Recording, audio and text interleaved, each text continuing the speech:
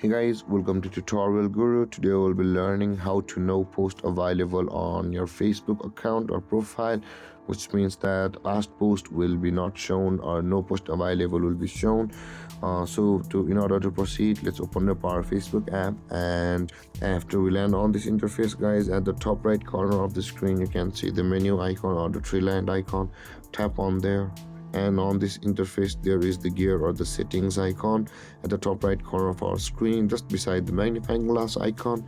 Tap on there and scroll down, guys, until you can find the posts, and you can see under the category of audience and visibility there is the posts.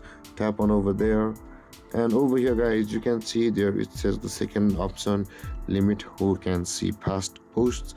At the right side of it there is the view tab available. Tap on it and just tap on limit past posts, and tap on limit past posts, and then your post will be hidden or to new viewers.